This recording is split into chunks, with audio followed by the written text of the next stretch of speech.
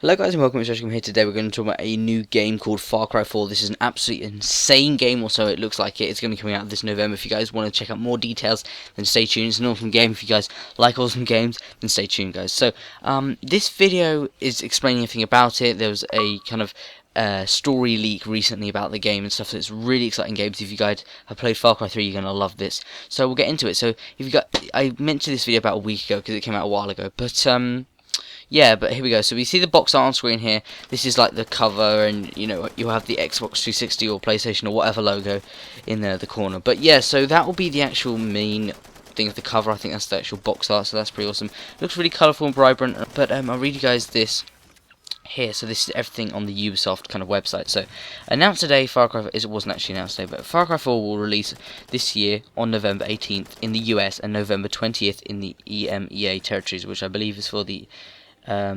European, Middle Eastern, African territories, but I actually in the UK it's released on the 21st, I believe. But anyway, the game will be available on both generations of consoles: PlayStation 4, Xbox One, PlayStation 3, and Xbox 360, along with the Windows PC. Now, taking a sharp turn away from the lush islands, jungles of the top-rated Far Cry 3, Far Cry 4 is set in Kyrat, an untamed region currently ruled by a despotic, self-appointed king.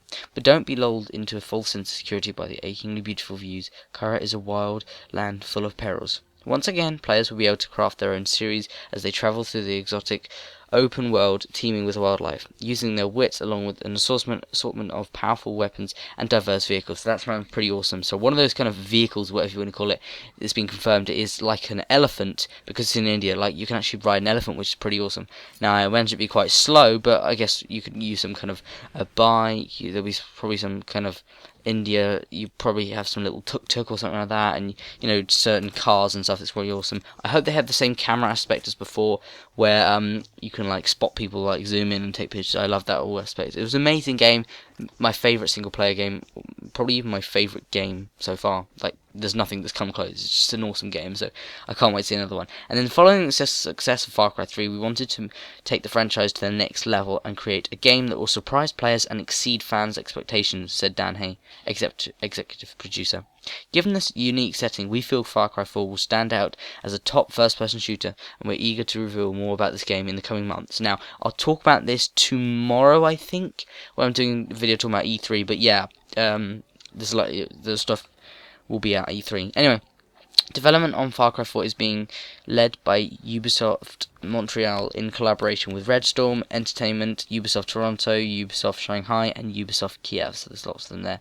There's a load of studios around the world because Ubisoft's really big. Anyway, from an exclusive first look at Far Cry 4, be sure to tune in to Ubisoft's media briefing at E3. So there we go. We get told it's at the E3 again.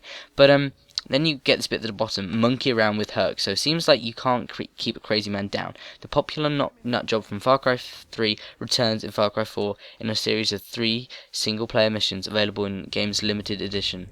The great news: pre-order Far Cry 4 and you'll receive a free upgrade to the limited edition, which not only includes the Herc's redemption mission, but also the Impaler, Herc's hefty harpoon gun. So pre-orders are available now through all major retailers. We've got a picture here with obviously his weapon. Doesn't look too good, but anyway, yeah, we got him himself. He looks pretty excited. And yeah, so then we've got this promotional thing, and then it says the top free limited edition upgrade with pre-orders. So that looks pretty awesome. Just a little bonus thing. There might be a poster or something down the line. I doubt it, but there could be. That'd be pretty awesome. And so we go back to the art. We've got this guy. He's sitting on this statue which used to be there, so I'm assuming he's taken over from this person. There was a big dispute about him resting his hand being above that guy that was kneeling down, as if being racist, but apparently he's not white, and apparently the guy in these bright clothes, he is not racist at all. It's considered something, I don't know, whatever. But yeah. So he looks quite harmless, almost, I'd say. But then to the left of the statue by him, you've got an AK-47 or whatever it is, and then to the right, you've got an RPG, so those weapons can come back. And just below that, you've got some ammo that's kind of stretched out along the statue, and then below that, you've got a big knife. Now, whether that links on from Far Cry 3 or whether it's completely different, I don't know. We can see there's lots of clouds and dynamic things on the animated version of the website.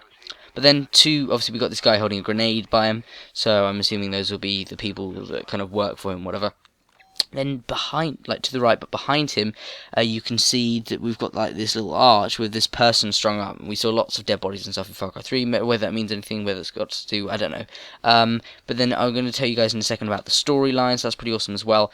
Yeah, it looks like a really awesome game, and obviously it's set in the Himalayas, in Kyrat, and you get to ride elephants, which is pretty damn insane. So, I don't know, it looks like a really awesome game. Hopefully it's as venturous and dynamic and exciting as Far Cry 3, because that would definitely be awesome. Now, one thing I quickly wanted to ask you guys before we get into the story, because we were actually told a bit about the story, is whether you guys think I should cover this. Like, I really love the game. I haven't even seen it, but obviously because it's not out, but I really like the look of it. I want to cover it, but let me guys know if you would enjoy watching it at all by leaving a comment down below if you want to. That's absolutely awesome, because I really want to cover the game, but if not enough people want to see it, then there's not enough point. So let me guys know below. Thanks. On to the next thing then is the actual story itself. So a little bit later than this, it was actually leaked accidentally. They've taken it down now. Ubisoft accidentally somehow leaked. This got out and they didn't want it to.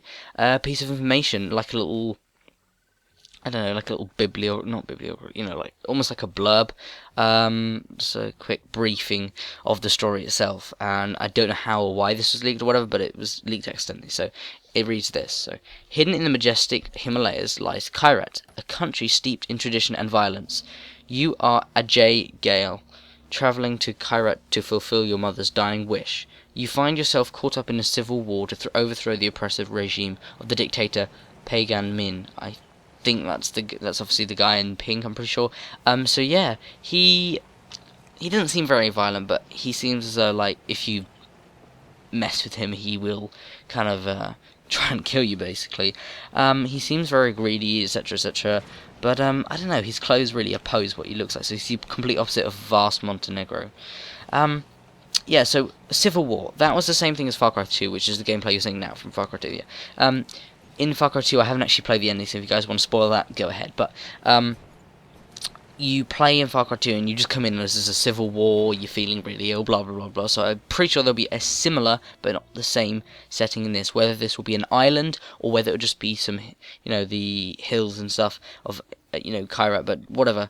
It's set in Himalayas. We don't know, you know, whatever, whether it's normal exactly Himalayas or whether it's like thought of and styled on but not actually the same as, you know.